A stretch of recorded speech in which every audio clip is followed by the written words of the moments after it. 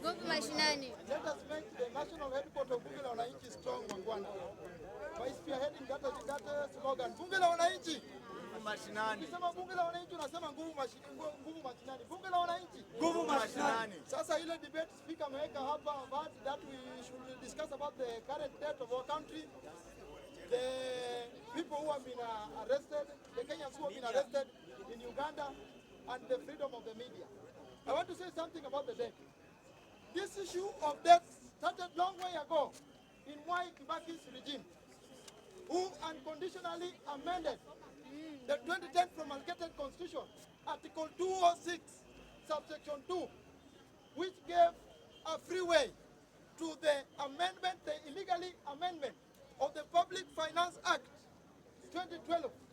And this led to the introduction or the inception of the Ponzi-like schemes, ambazo public money was being flooded to their private development. Na hizo pesa zimeenda kwa recurrent expenditure ambazo serikali ya sahi iwezi jua ziko wapi. Sasa sahi wamefanya serikali ya William Ruto iko na shida mwingi sana ya kulipa deni ambazo hata zikuenda kwa economy kutengeneza maendeleo.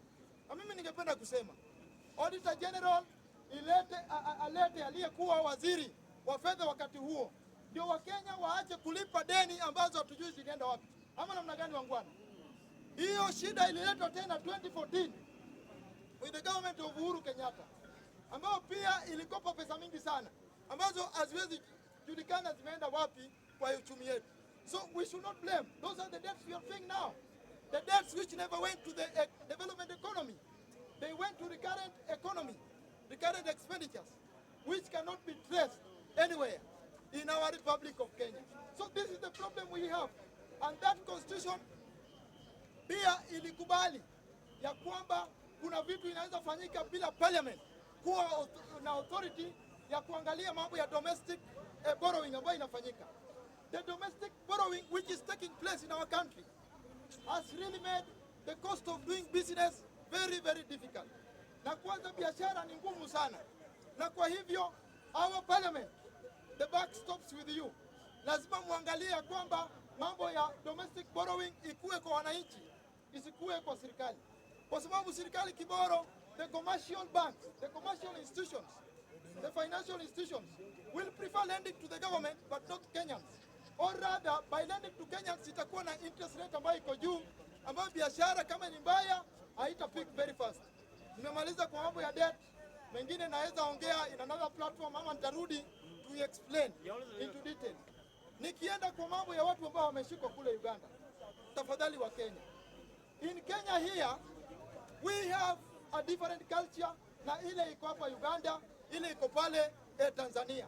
In Tanzania they have one party, but they change their leaders. In Uganda they have one party, one leader. In Kenya we have different parties ambazo each and every election zinakuwa disbanded na tunabadilisha pia viongozi. So in Uganda kuna vitu huwezi fanya. Tafadhali, yale ningependa kumwomba tu Yoweri Kaguta Museveni is to return them the way we did to Besigye. Kishika Mkenya huko, rudisha yeye huku, ahukumiwe in our land, rather than arresting our people in your country. So return them here, wakuwe tested hapa katika jamhuri yetu ya Kenya. Vile vile pia nikiongeza mambo ya immigration.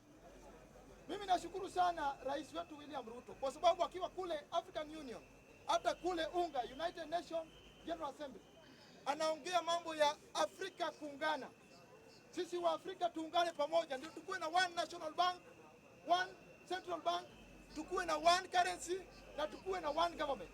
Hiyo ndio itafanya hao wa Burundi ambao wamejaa hapa warudi wajenge nchi yao.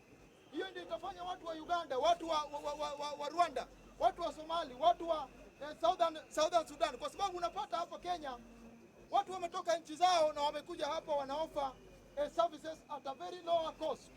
Kazi ambayo Wakenya walikuwa wanafanya inalipwa 500, sasa inalipwa 200. Hii inafanya Wakenya hawawezi kujidumu kimaisha na kiwango ya hiyo uchumi. So by providing a free economy in Africa, hii itafanya watu wasitoke nchi zao kukuja Kenya, kwa sababu tukiwa vile tuko sahi, Kenya tend to suffer.